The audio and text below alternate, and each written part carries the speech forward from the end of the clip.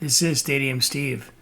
Today we are going to review one of the most historic stadiums in all of college football, the Rose Bowl. By way of background, the Rose Bowl was built in 1922, making it 102 years old this year. It does have a seating capacity of approximately 90,000, making it the 14th largest stadium in the world and the 11th largest stadium in the United States.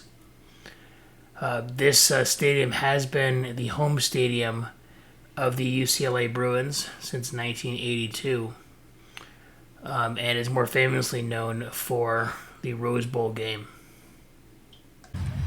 Okay, while the stadium is the home stadium of the UCLA Bruins, it is situated about 25 miles from campus, which poses numerous problems, mainly because the LA traffic is so terrible. It can take you a very, very long time to get here to a game. For me, I live about 30 miles away, and it took me nearly 2 hours to get to the game. So that being said, it is extremely important that you leave for any game at the Rose Bowl very early. The other side of that is that when you get to the stadium, you have the privilege of parking on a golf course, and the walk to the stadium is also very long. So you do not want to arrive here right at game time or even half an hour before game time. You really need to arrive as early as possible to the stadium. As we continue our long walk to the stadium, you may be asking yourself, is there another way to get to the stadium aside from driving? First of all, parking is rather expensive, between $35 and $40 to park. But another way to get here is by taking the Metro Gold Line, getting off at Pasadena's Memorial Park Station. From there are shuttles that will go to the stadium, which are free. That way of getting to the stadium is cheaper, but it tends to not be as convenient, especially when leaving the stadium, because there are very, very long lines to get back on the shuttles to get back to the Gold Line station. Okay, as would be expected, there is a lot of tailgating that is going on before this game. This happens at a majority of Rose Bowl games, partially because a lot of the visiting teams really go all out for any games at the Rose Bowl because of it being so historic. Today especially, UCLA is playing the Oregon Ducks, which are ranked in the top 5 in the country at this time, and obviously there's a huge Oregon following. Okay, the Rose Bowl is your prototypical bowl stadium. Therefore, there are no concessions, no restrooms inside the actual stadium itself. Everything is on the outside of the stadium.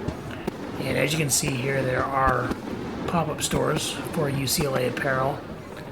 And as we swing around, we will also see pop-up stores for food and drinks as well. There are some built-in food options too, but the pop-up venues are definitely the ones that are going to be better, and you're going to want to visit when you come to the stadium.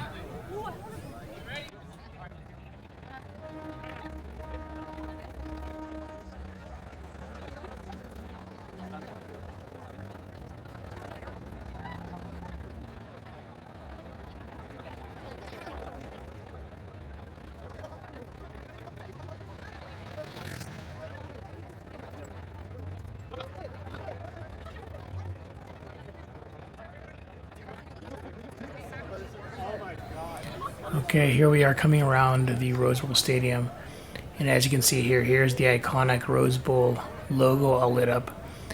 And amazingly enough, right underneath is the semi-truck from Oregon used to transport all their equipment.